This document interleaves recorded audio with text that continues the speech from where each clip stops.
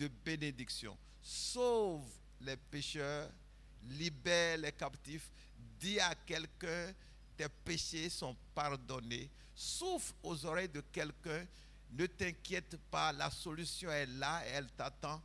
Parle à chacun de nous, donne-nous de vivre ta présence réelle, que ce ne soit pas juste des paroles, que ce ne soit pas juste quelque chose venant de l'intelligence humaine, mais que ce soit ta vraie parole venant de toi-même. Nous aurions bien voulu continuer de prier par rapport à ce message pour nous assurer que c'est toi qui parleras. Père très saint, parle à chacun de nous ce matin. Parce que j'ai une assurance. Si c'est toi qui parles, nous quitterons ici avec la joie. Nous allons quitter ici en continuant de méditer ce que nous aurons entendu. C'est pourquoi je prie, et tu le lis dans mon cœur, je suis très sincère. Parle à chacun de nous et parle à moi-même. Ne me laisse pas déborder, dire des choses que tu n'approuves pas, qui ne viennent pas de toi. C'est une grâce énorme que j'ai d'être ici tout le temps, souvent, pour tenir ton micro sacré, pour parler à cette multitude. Je prie que tu gères mes pensées, ma langue. Ne me laisse jamais dire quelque chose venant d'un orgueil quelconque. Je ne connais pas. Donne-moi de me taire si ce n'est pas nécessaire, si ce n'est pas vrai. Mais donne-moi de communiquer ce qui est vrai et qui vient vraiment de ton cœur. Arrête-moi quand il faut m'arrêter. Je n'ai aucune prétention de dire quelque chose. Bref, parle à chacun de nous, au Père des miracles, au travers de ton message, au travers de cette parole. Utilise de petits exemples, de petites histoires, de grands témoignages, des illustrations sages. Merci de le faire au-delà de nos prières. Tout ce qui vient de l'ennemi contre nous, l'anéantissons au nom de Jésus. Merci de nous exaucer. Au nom de Jésus, nous avons prié. Que quelqu'un dise Amen. Acclame. Bon, je pense que c'est la dernière fois que vous allez. Gloire à Jésus. Amen. Bonjour à chacun, bonjour à tous. Nous sommes encore là ce matin pour vivre ces cultes et écouter ce message. Nous allons le trouver dans un texte que j'aime beaucoup.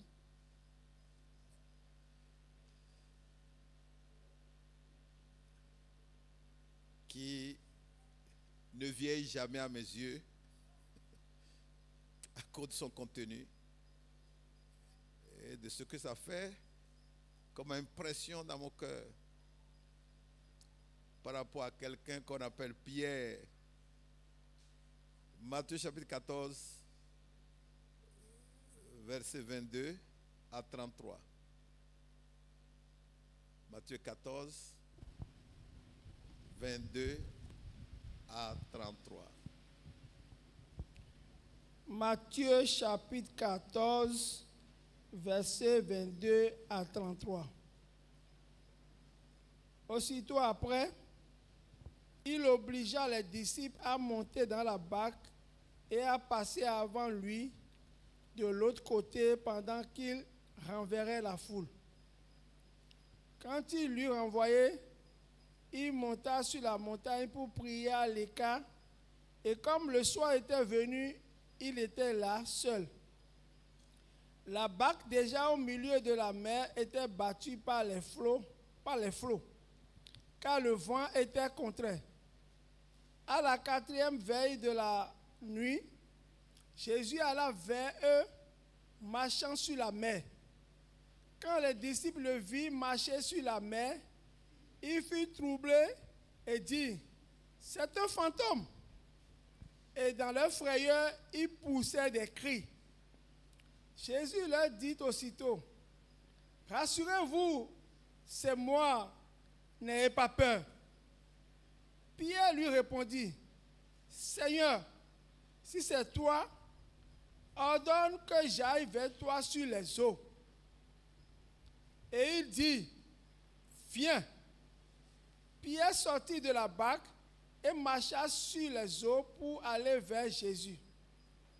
Mais voyant que le vent était fort, il eut peur Et comme il commençait à enfoncer, il s'écria, « Seigneur, sauve-moi !»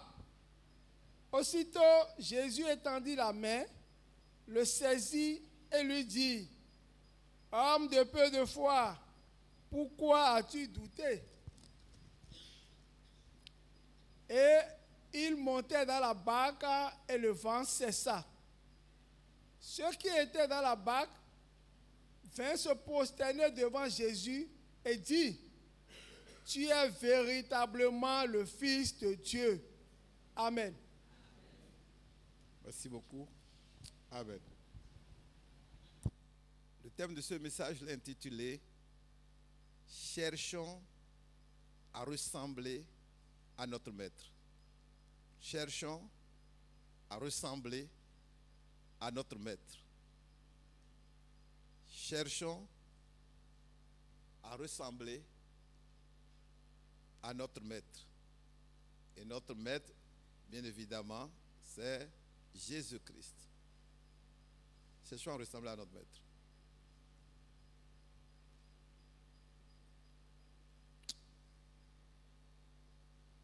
Un monsieur, je crois qu'il était pasteur, ce témoignage ou cette petite histoire n'est pas nouvelle, tu as dû l'entendre moins une fois, mais elle est toujours pertinente par rapport à ce message que nous voulons écouter ce matin.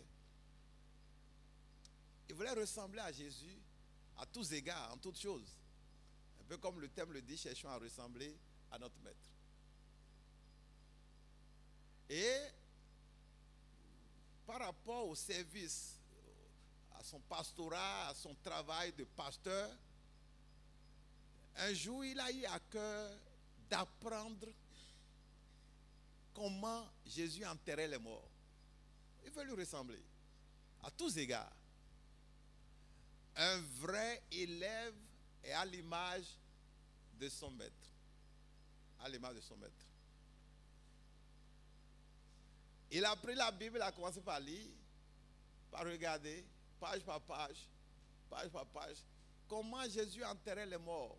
Comment ça se passait. Parce qu'en fait, et ça c'est une réalité, l'Église, c'est beaucoup de péripéties ou des choses qui arrivent parfois en mal. Ça veut dire, parfois, les gens meurent.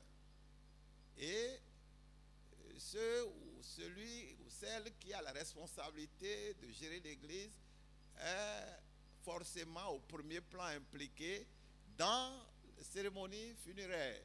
Il faut enterrer la personne. Donc ça fait partie des réalités de l'Église. L'Église, c'est les hommes. Et parfois, ils s'en vont. Lui veut apprendre comment le faire tel que Jésus faisait. Il lit sa Bible pour découvrir ça. Jusqu'à la fin du Nouveau Testament, il n'a vu nulle part Jésus enterré mort. Je crois qu'il n'était pas découragé, mais je pense qu'il était surpris. J'aime des gens comme ça. Des gens qui cherchent à faire exactement comme le Seigneur lui-même. C'est le cas de Pierre, sur lequel nous allons méditer ce matin dans ce message. J'ai jamais oublié le choc que je ressentais souvent lorsque j'entends lors d'un culte d'enterrement ou des funérailles, même quand il s'agit de jeunes qui meurent, où le pasteur ou l'officiant cite un texte de Job dans un autre contexte, le Seigneur a donné, le Seigneur a... Moi, je ne connaissais pas la Bible en ce moment-là tellement, mais j'étais souvent choqué. Et dis-moi, le petit est mort, donc c'est Dieu qui l'a tué. La dame là est partie comme ça là. Je la connais, mais elle a fini comme ça. Donc le Seigneur l'a appelé, c'est ça. Le Seigneur a donné, le Seigneur a repris. Et on dit que son nom soit glorifié ou bien que la gloire lui soit donnée. J'avoue, quand j'entendais ça, je rejetais. Je ne connaissais pas grand-chose dans la Bible, mais je trouvais que ce n'est pas normal. Ah, donc Dieu tue les gens comme ça, là.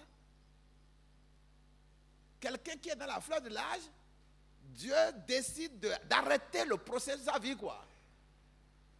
Bref, je ne croyais pas à ça. Un tel message ne me donnait aucune conviction. Je pensais plutôt que c'était les hommes qui inventaient quelque chose. Et je crois que c'était vrai. Jésus n'enterrait pas. Il n'a jamais enterré. Mais qu'est-ce qu'il faisait? Il ressuscitait. C'est pour nous, les prédicateurs, pasteurs, un grand défi. Faire comme Jésus faisait. Et non seulement pasteurs, prédicateurs, mais tous ceux-là qui ont reçu Jésus, qui sont ses disciples, lorsqu'on recevons Jésus, nous devenons disciples de Christ. Et le vrai disciple est comme son maître. Dans le texte que nous avons lu, nous avons vu cet homme appelé Pierre, qui était dans la barque avec ses autres collègues ou disciples, et puis ils étaient menacés de naufrage. C'était la nuit, quelqu'un venait sur la mer, et puis une scène très étonnante, ils ont pensé que c'était un fantôme.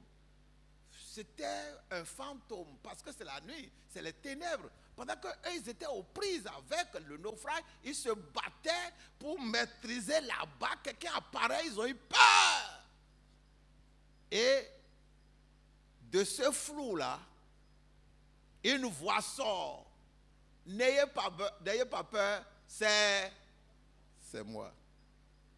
Dès que Pierre a entendu ça, toute la peur s'est volatilisée. Dès qu'il a entendu, n'ayez pas peur, c'est moi.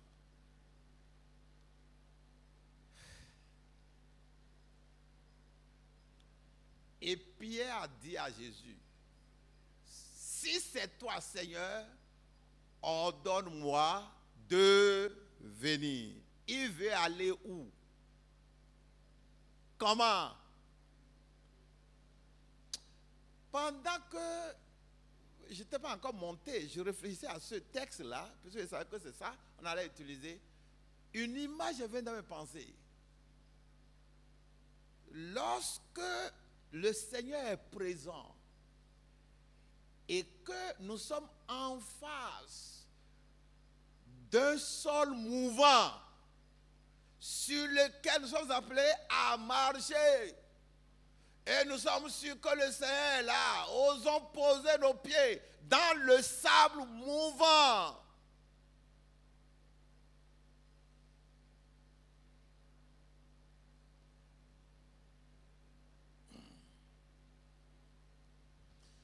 Pierre a quitté les autres disciples, il a déboîté. Je voudrais dire à quelqu'un, la foi est personnelle. Même entre deux, mari et femme, dans une chambre, dans un ménage, la foi est personnelle. Je dis souvent à ma femme, je sais comment elle t'a épousé, je ne sais pas comment toi tu vas épouser. Ça vous parle de la foi personnelle. La foi est personnelle. La foi est vraiment personnelle. Ils étaient 12. Ils étaient tout le temps au pied de Jésus. Mais lui seul, pendant que tous ont entendu la voix, c'est moi. Dans cette menace, ils étaient pratiquement en train de se noyer. Et puis quelque chose apparaît encore pour les achever, quoi. Et de ce quelque chose, la voix sort. N'ayez pas peur, c'est moi. Ils ont tous entendu parce que la voix était forte. Pierre seul. Nous entendons le message, nous tous on entend le même message. Chacun reçoit personnellement. et en fait ce qu'il veut. Pierre a fait quelque chose avec ce qu'il a entendu. Les autres n'en ont rien fait. Pareil aujourd'hui, quand les messages sortent. Il y a des gens qui reçoivent et décident de vivre quelque chose avec le message qu'ils ont entendu. Il y en a qui écoutent et laissent là.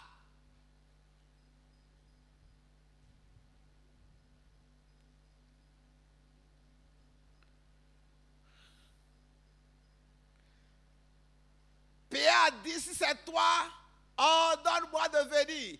Il veut imiter qui? Il veut faire comme son maître. Cherchons à ressembler à notre maître.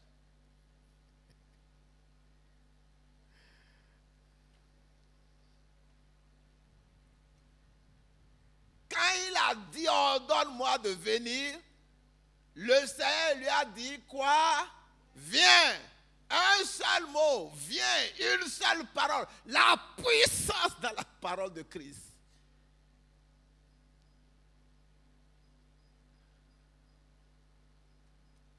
Est-ce que quelqu'un ici a jamais entendu viens? Est-ce que quelqu'un ici a jamais entendu vas-y? Est-ce que quelqu'un ici a jamais entendu ne fais pas? Est-ce que quelqu'un ici a jamais entendu oui, c'est moi?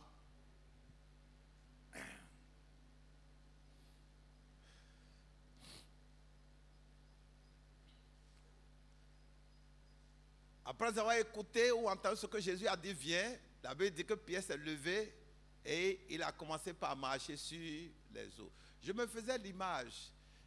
Ça avait l'air de me donner un peu la peur. C'est un peu comme ça. Je méditais ça.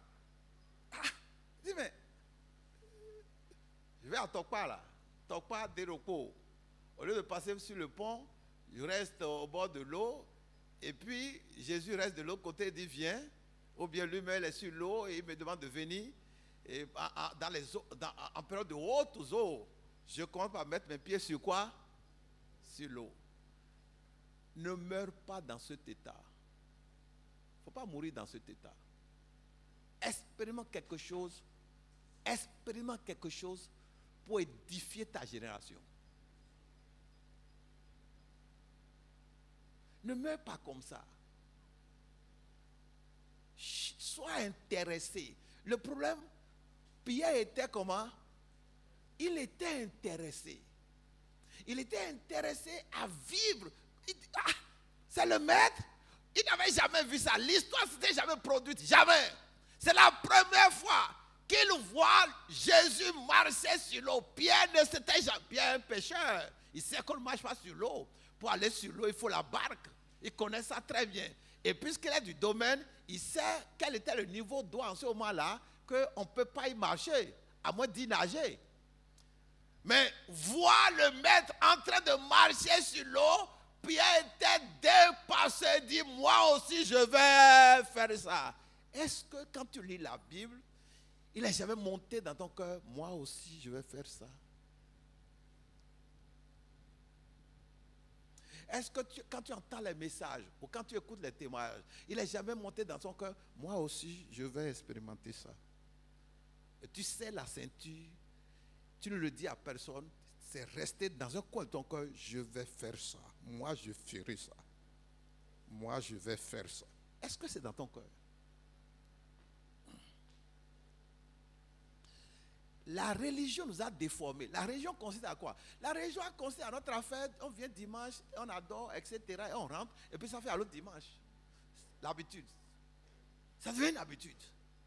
Mais c'est ça qui fait que dans les pays modernes, le nôtre l'est aussi quand même,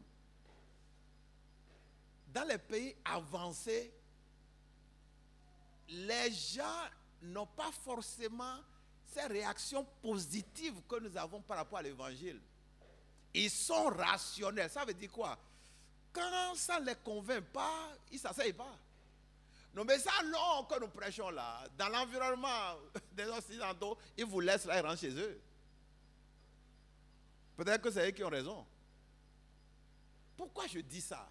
Je dis ça pour nous amener à réfléchir au temps que nous passons dans les choses de qui? Dans les choses de Dieu. Ça t'apporte quoi à la fin? Ce matin, tu entends un message, tu as fait à quoi? Pierre a mis en valeur. Pierre a valorisé ce miracle qu'il a vu. Il a dit, ça là, je veux ça moi-même. Et le Seigneur lui dit, viens. Et effectivement, Pierre commence à avancer sur l'eau. Et ça a été écrit dans la Bible pour toujours. Il est le seul à faire une telle expérience parce qu'il était intéressé. Il a imité le maître. Il a ressemblé à son maître. On a lu, ses frères, disciples l'ont vu, mais ils ne peuvent jamais avoir ce cœur. Vous voyez, ce que j'ai vécu, je peux le dire, mais quelqu'un qui n'a pas vécu comme moi ne peut pas avoir les mêmes sentiments que moi.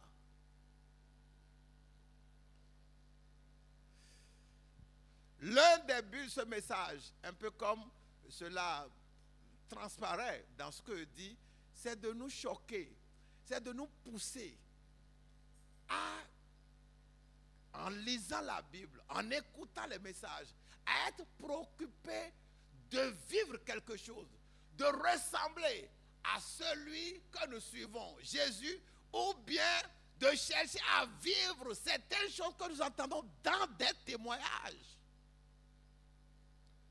On m'a raconté l'histoire d'une soeur, elle devait être là ce matin, je ne sais pas si elle est là. Elle est ici en bas ou bien elle est en haut, je ne sais pas.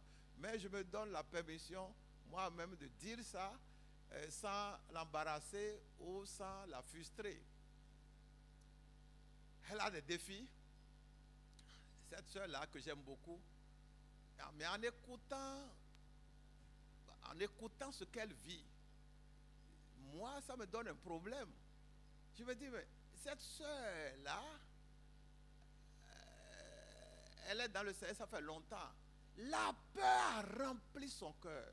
Une peur qu'on ne peut pas guérir apparemment. C'est-à-dire, en l'écoutant là, c'est tout comme si, quelles que soient les prières que vous avez fait là, ça lui dira rien. À cause de quoi?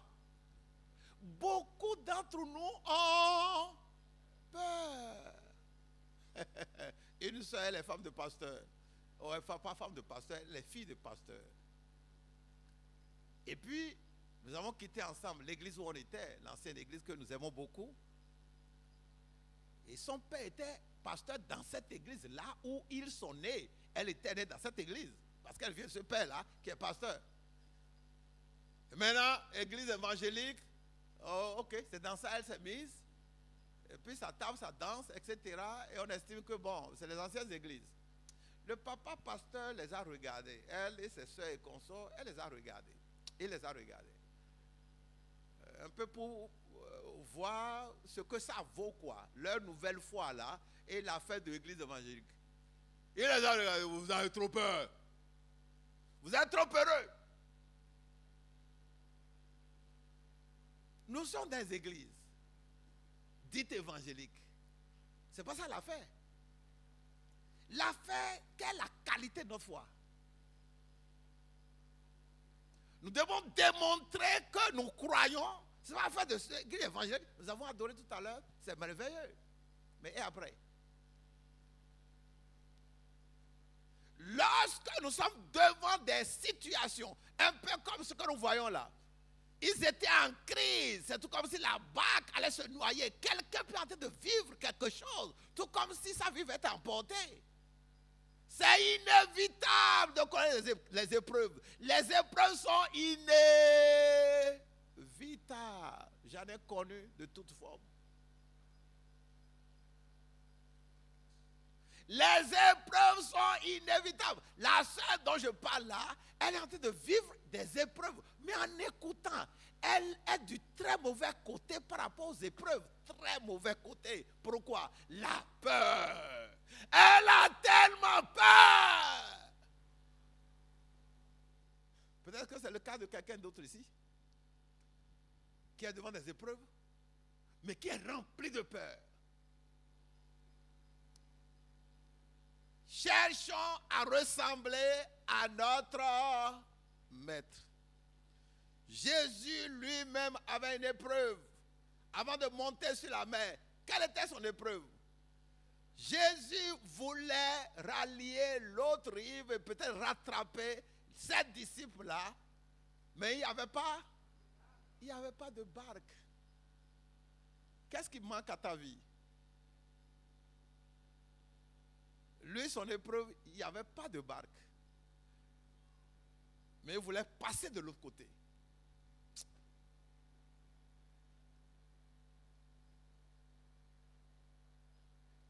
J'ai dit souvent quelque chose que je voudrais répéter. Quand nous finissons le culte de 8 heures, quand nous rentrons là, ne nous réjouissons pas de ce que nous sommes. On a fait le culte à 10 heures déjà. Tout le reste du temps, on peut l'utiliser à autre chose. Soyons intéressés de revivre, de réécouter les messages ou de relire le texte qu'on a lu. Autrement, nous n'allons pas changer. Autrement, nous n'allons pas progresser. Et cette sœur-là, justement, c'est son problème. Elle n'a pas eu le temps de progresser dans sa foi. Qu'est-ce qui nous fait progresser dans la foi?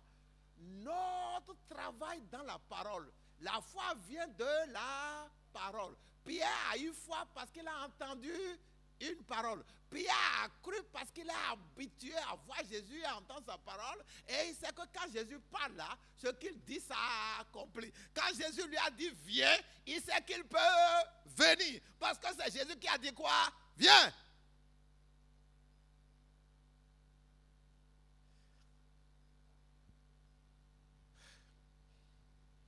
Cette sœur, alors nous parlons, ma prière c'est que la grâce de Dieu l'assiste et que les personnes qui sont en train de travailler avec elle soient suffisamment patientes. Le diable ne peut rien nous faire lorsque le Seigneur est présent. Jésus avait un problème, il avait un défi, il lui fallait une barque pour passer d'un bord à l'autre de la mer. Mais la barque n'existait pas, il n'y avait pas de barque. Et qu'est-ce qu'il a fait? Il a regardé à droite, pas de barque. Il regarde à gauche, pas de barque. Il n'a pas crié. Il avait un problème à régler. Il devait aller de l'autre côté. Il devait aller de l'autre côté.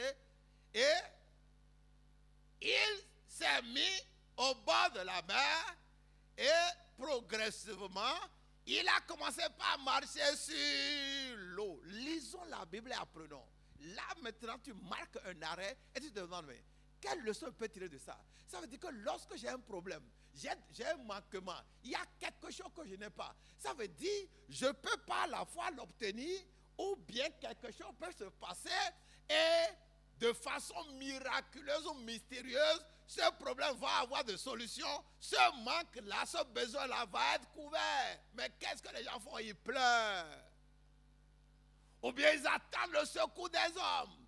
Jésus n'avait pas de barque, mais il a pu aller de l'autre côté en marchant sur l'eau. Même si entre-temps, la barque des disciples a pu le récupérer. Gloire à Jésus. Dieu parle à quelqu'un. Ne pleure pas par rapport à ce que tu n'as pas. Mais cherche à imiter le Seigneur. Le Seigneur n'avait pas de barque. Il n'avait pas de barque. Il avait ses jambes. Et ça suffisait. Et ça a permis à Pierre d'expérimenter ce miracle. Essayons de ressembler ou cherchons à ressembler à notre maître. Comment cela est-il possible? Pour ressembler à notre maître, il faut le connaître et savoir ce qu'il fait. Il faut connaître le Seigneur et il faut savoir ce qu'il fait. Ici, il a fait quelque chose. Il faut le connaître, il faut connaître le Seigneur. Il faut savoir ce qu'il fait. Ça, c'est le Seigneur. Tu veux ressembler à quelqu'un et tu ne connais pas, comment tu vas lui ressembler? Tu ne sais pas ce qu'il fait, comment tu vas chercher à lui ressembler? Pierre connaissait le Seigneur. Et Pierre savait que quand il parle, ce qu'il dit s'accomplit. Si c'est le Seigneur qui a dit viens, il pourrait marcher sur l'eau parce que c'est sur la parole du Seigneur. Comment pourrions-nous ressembler à notre maître lorsque nous payons le prix pour le copier? Nous payons un prix pour copier le maître.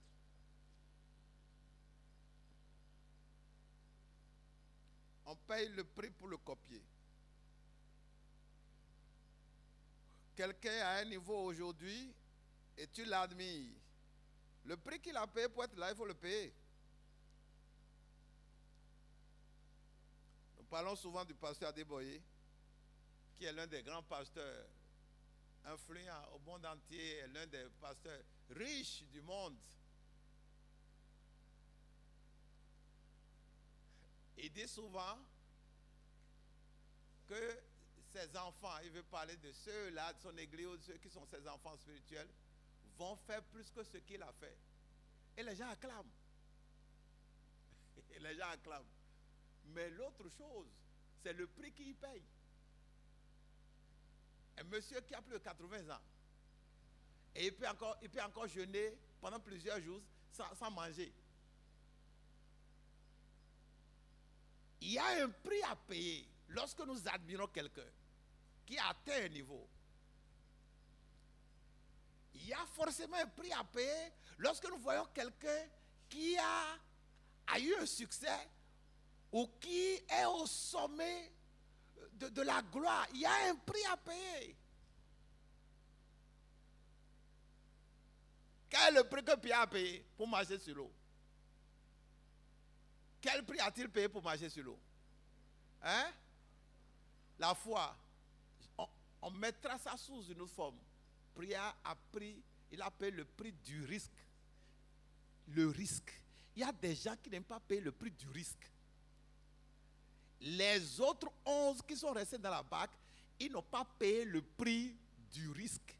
Ils ont refusé Beaucoup refusent de payer le prix du risque. Le risque. Le risque. Il était en sécurité dans la barque, comme les 11. Et quand Jésus a dit, viens, Pierre a quitté la sécurité et a pris le risque de te mettre sur l'eau. Ce risque-là pourrait se réaliser. Et si le risque se réalisait, qu'est-ce qui serait arrivé? Pierre allait se noyer. Jésus n'était pas proche de lui. Ça s'est passé plus tard parce que on a lu plus tard, après le verset 30, qu'il a commencé par s'enfoncer et il a crié, Seigneur, sauve-moi, et Jésus l'a tenu. Mais il a d'abord pris le risque de se jeter à l'eau.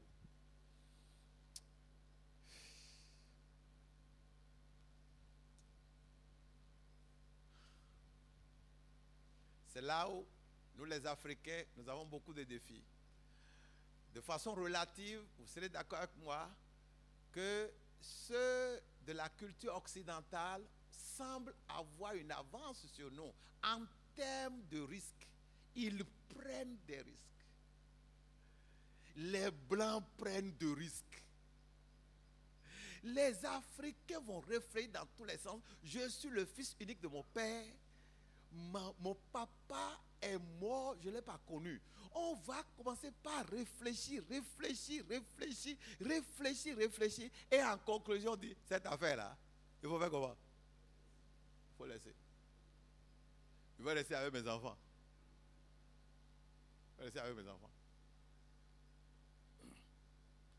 Le 11 septembre, lorsque il y a eu ce drame à New York,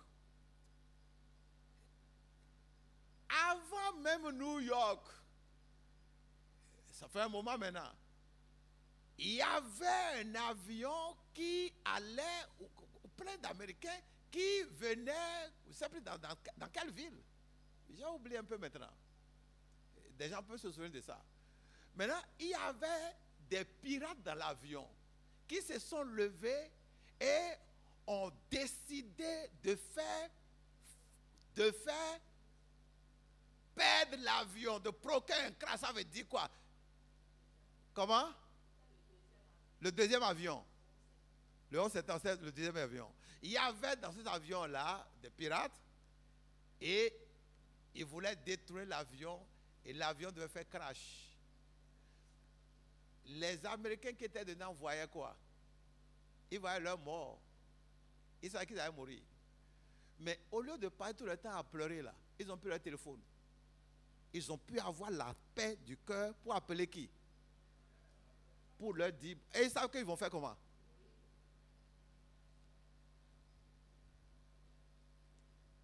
Et on a pu avoir des informations. Ils ont pris, certains d'entre eux peut-être, parce que ce n'est pas tous qui sont courageux, il y en a aussi qui sont peureux. Certains d'entre eux ont pris leur calme et ont alerté. Voici ce qui se passe. Voici ce que nous vivons. Voici il y a ci, il y a ça. Les gens les voyaient comme ça. Ils sont prêts à la mort. Frères et sœurs, être enfant de Dieu, c'est également être prêt à la mort. Il y a des choses que nous ne pouvons jamais obtenir si nous ne pouvons pas être prêts pour la mort pendant que nous servons le Seigneur. Il y a une histoire simple que j'ai lue il y a très longtemps. Le monsieur était à cheval dans un voyage. Il a un but à atteindre. Je voudrais te dire en parenthèse, quel que soit le but que tu vas atteindre dans la vie, il y aura toujours parfois des travers que tu auras à franchir. Et à toi de décider de prendre le risque de traverser, quel que soit ce que ça comporte comme danger. Le diable souvent met des cartons vides qu'il habille. De manière que lorsque nous voyons, nous sommes épouvantés et nous battons en retraite. Cette affaire-là, moi, quelqu'un d'autre n'a qu'à prendre. Nous avons rencontré une dame à Parakou. Elle est grand intellectuelle. Peut-être qu'elle va écouter ce message. C'est tant mieux. Elle dit, madame, c'est la première fois que la voyais dans l'église de Parakou. Intellectuelle, très intellectuelle. Elle dit, ça va, ok. Ah, vous avez fait quoi? Ah, j'ai fait tel diplôme. Ah, j'étais impressionné. Elle dit, ah, notre pasteur là-bas, il travaille quand même. Elle dit, madame, donc vous pouvez être ceci. Elle dit oui, mais qu'elle ne veut pas. Elle dit, mais pourquoi? Elle dit, ah, que cette affaire-là, que c'est. Elle a peur. Elle a peur. Il y a des gens qui ont la qualification, cette qualification. Il y a des gens qui ont la capacité à tous égards d'être présents à la République, par exemple. Mais il y a une autre dimension de l'affaire, à savoir le courage. À part toutes leurs compétences, il y a maintenant un autre élément qui n'est pas rationnel, à savoir le courage, la témérité pour diriger une nation. Et malgré tout l'étalage de leurs compétences, quand ils en arrivent là, ils démissionnent. Moi, je veux rester tranquille de mon affaire là. Et puis finir ma vie dans quoi? Dans la paix. On a combien d'années à passer sur la terre? Vous êtes tranquille comme ça là. Combien d'années on a passé? Ce monsieur voyageait à cheval. Il n'a pas atteint son but. Et au loin, à une certaine distance, il voit un gros serpent au travers de sa route. Il voit un gros serpent. Il arrête son cheval. Et il réfléchit. Il avait le choix entre continuer le voyage ou s'arrêter. Quelqu'un doit continuer le voyage.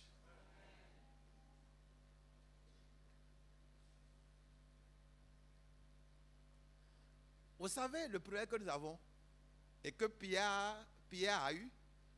Quel est le privilège que Pierre a eu et qu'il a valorisé? Hein? Il a la... Oui. Le Seigneur était là. La présence du Seigneur. Beaucoup parmi nous gaspillent la présence du Seigneur. Je le mets sous cette forme-là. Le gaspillage de la présence du Seigneur. Peut-être c'est un livre à écrire.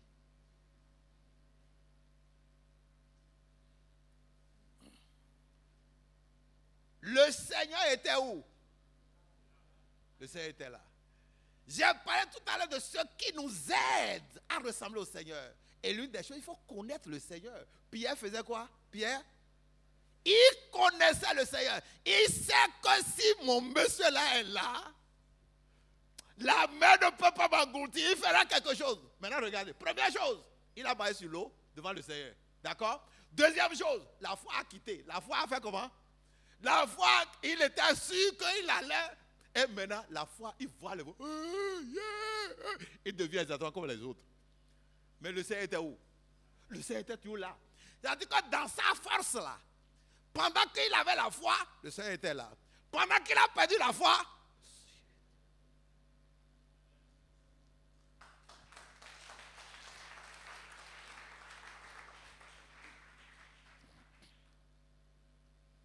quand il marchait sur l'eau, pendant qu'il avait la foi, il n'a pas dit Seigneur, sauve-moi. Parce que ça marchait. Et le Seigneur était présent. Maintenant, quand la foi est partie là, et il était en train de sombrer, il était en train de se noyer, il dit Seigneur, sauve-moi. Parce que le Seigneur était là et le Seigneur l'a sauvé. Ça signifie quoi? Nous sommes comme Pierre. Parfois nous avons la foi et parfois comment? Et parfois on est sûr quoi? On est sûr et ça marche. Et parfois on dit cette affaire maintenant. Et quelqu'un va dire, je t'avais dit, je t'avais dit, tu n'écoutes personne. Voilà maintenant. On ne sait pas ce qu'on va devenir dans ce foyer. C'est toi. C'est toi. C'est toi qui les as amenés ici. Ça peut être la femme qui dit, tu as vu ce que ma vie est devenue? Tu as vu ce que je n'étais pas comme, hey!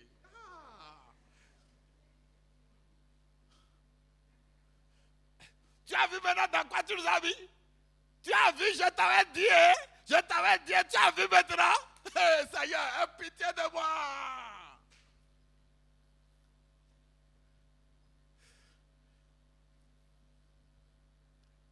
Nous voyons dans l'histoire de Pierre, même au moment où il n'avait plus de foi, le Seigneur était comment? Il n'avait pas eu besoin d'être sauvé. Quand il avait la foi, il se sauvait lui-même et il allait. Pendant que la foi l'a quitté, il a eu besoin d'être sauvé. Est-ce que le Seigneur l'a sauvé? Le Seigneur l'a sauvé. Nous gaspillons, je mets ça sous cette forme-là, nous gaspillons la présence de Dieu. C'est-à-dire, il y a des gens qui vivent et ils ne vivent pas la présence de Dieu. Ce qui veut dire quoi? Bien qu'ils disent qu'ils croient en Christ, bien qu'ils disent qu'ils sont enfants de Dieu, bien qu'ils disent qu'ils prient, ils ne vivent pas la présence de Dieu. Ça signifie que même un païen là va être dans l'état où ils sont. Un païen va être dans la même peur. Bref, pour retourner à mon histoire, je perds parfois le fil de mes messages, à force de trop parler. Le monsieur a vu le serpent à une certaine distance. Il avait le choix entre s'arrêter ou continuer. S'il s'arrête, il n'atteindrait plus jamais son but, peut-être toute sa vie. Et s'il continue, ce serpent pourrait le mordre. C'était un serpent dangereux. Il a regardé. Qu'est-ce qu'il a fait? Il a décidé de continuer. Il continue avec son cheval. Il arrive au niveau du serpent. Il constate que le serpent était déjà mort. Il y a plein de gens qui tombent dans le piège du diable. Le diable, sachant là où nous voulons aller, il fabrique quelque chose. Le diable est un fabricant. Il fabrique seulement quoi? Il fabrique seulement quelque chose. Il est possible que tu sois en train d'avoir peur, de vivre la peur devant quelque chose que le diable a fabriqué. Quelque chose que le diable a fabriqué. Et dont tu as peur. Parce qu'il veut te voler quelque chose. J'ai vécu ça au moins une fois. Et le diable a plus volé quelque chose, mais Dieu va le restaurer. Dieu va le ramener. C'est plus tard que j'ai compris que c'était un mensonge de qui? C'était un mensonge du diable. J'étais très désolé. J'avais regretté, j'étais frustré, mais c'était tard. C'était tard. Ça peut arriver à n'importe qui. Le diable est sophistiqué dans les ruses.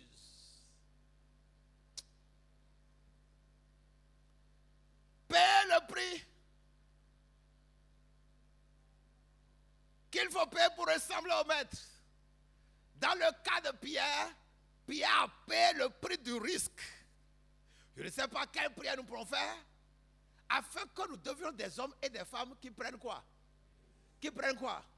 Qui prennent du risque. Nous étions à Zivier. Le leader s'est lu récemment, il y a juste une semaine, lundi de Pâques, pour aller prier. Et une histoire est venue dans mes pensées. Il faut lire. J'ai dû lire cette histoire quelque part, puis j'ai écouté ça. Un enfant qui est au sommet de l'arbre. Il est au sommet de l'arbre. On ne sait pas comment il s'est retrouvé là-bas. C'est un enfant. Très haut. Très haut. Et maintenant là-bas, là, il voit un serpent mortel qui cherche à le mordre. Mais il est déjà là-bas. Le serpent il sera assez facile au serpent de circuler rapidement, de l'attaquer. Il avait le choix, parce que là, en ce moment-là, il ne peut pas descendre. Il ne peut pas descendre en essayant de tenir les bras. Il ne peut pas, le serpent va le mordre.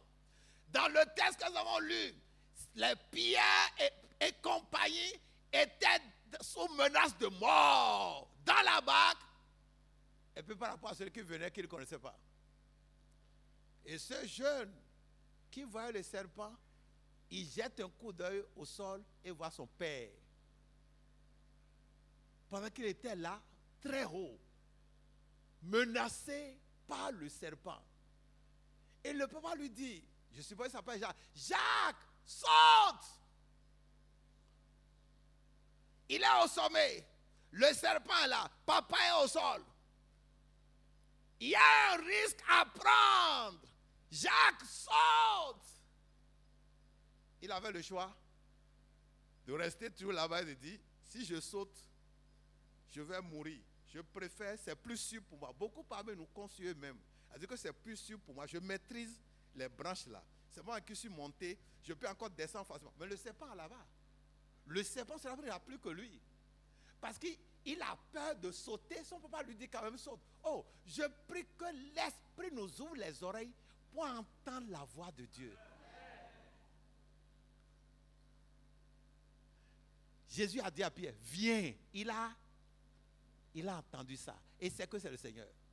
Ce petit-là a entendu la voix de son père. Il dit, Jacques, saute! C'est à lui de choisir. Il sait que son papa est capable de le porter. S'il saute, je finis ce message en nous rappelant deux choses.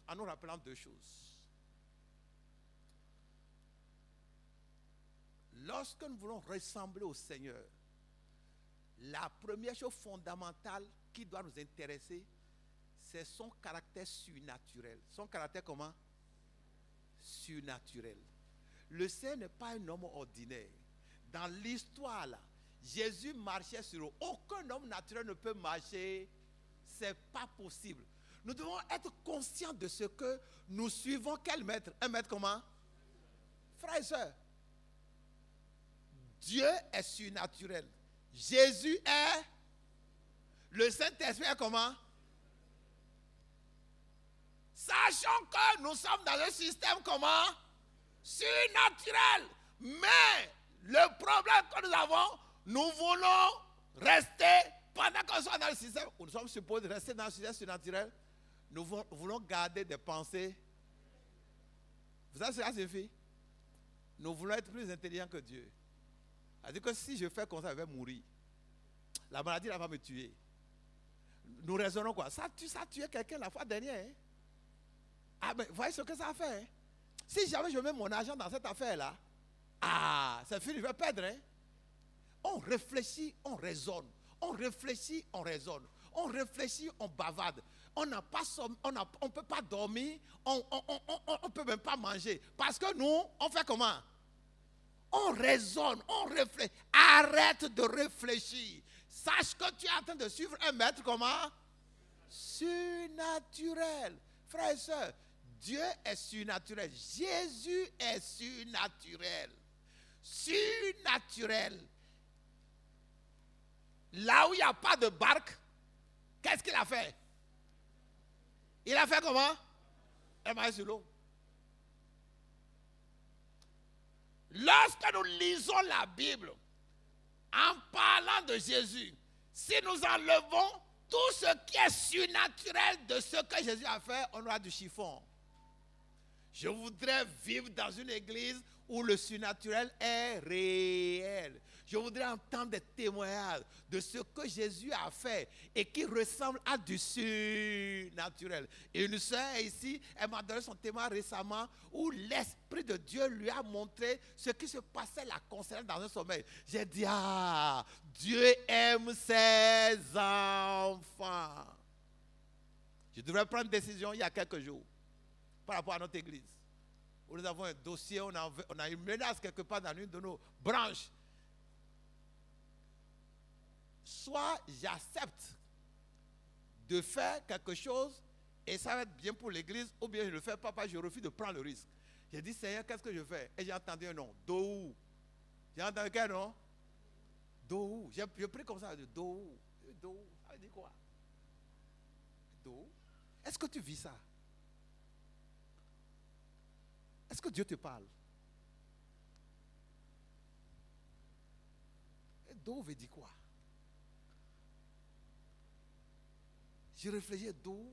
Elle dit, ah, c'est ce monsieur-là, ok, je l'appelle. Je l'appelle. Monsieur Dohou, oui. Alors c'est le pasteur, blablabla, etc. Il dit, et est-ce que vous pouvez, etc., me renseigner, me donner l'information? Il dit oui. Il dit, oui, vous pouvez faire ça, c'est pas un problème. Il dit, on peut faire ça. Oui. J'étais délivré.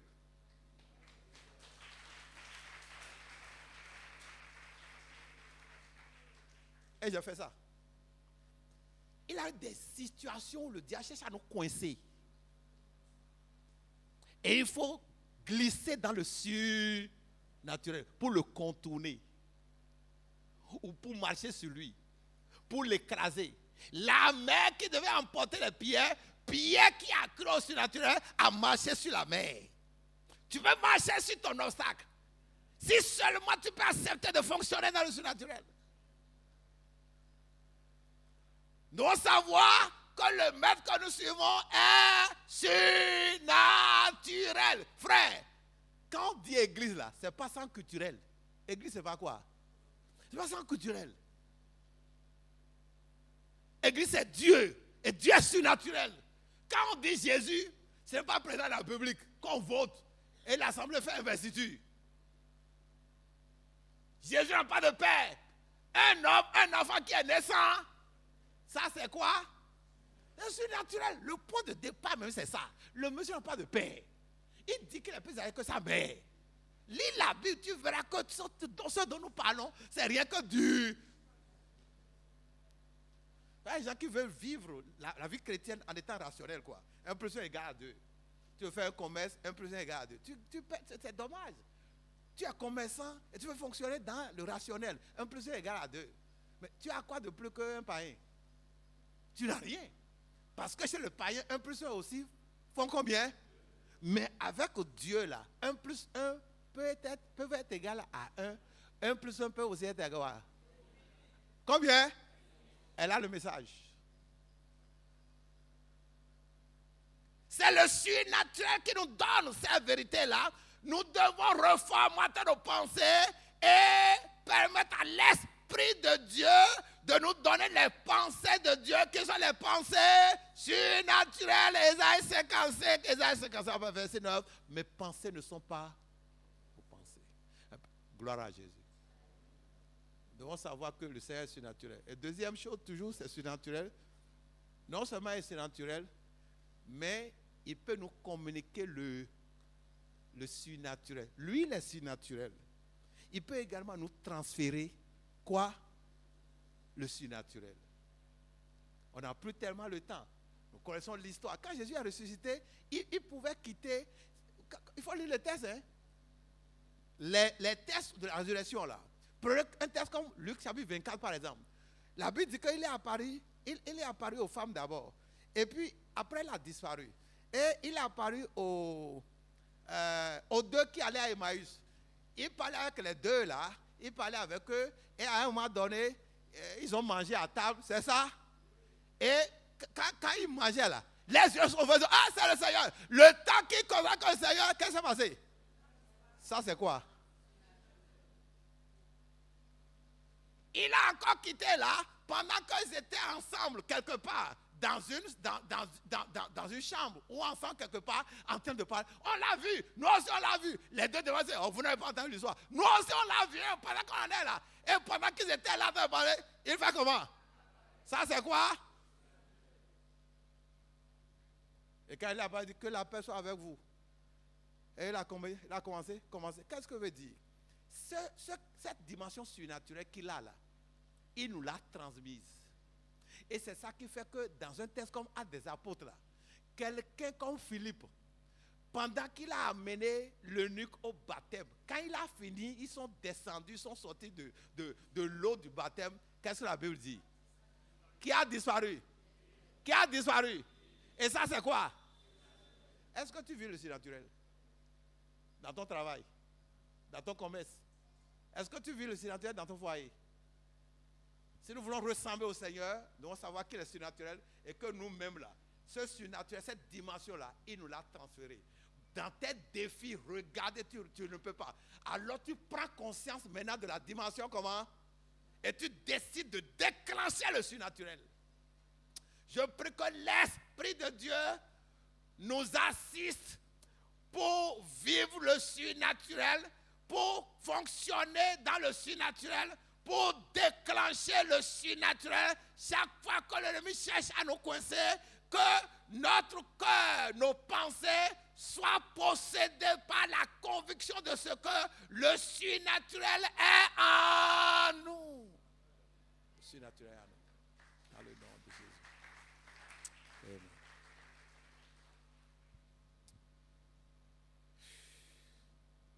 Amen. Amen.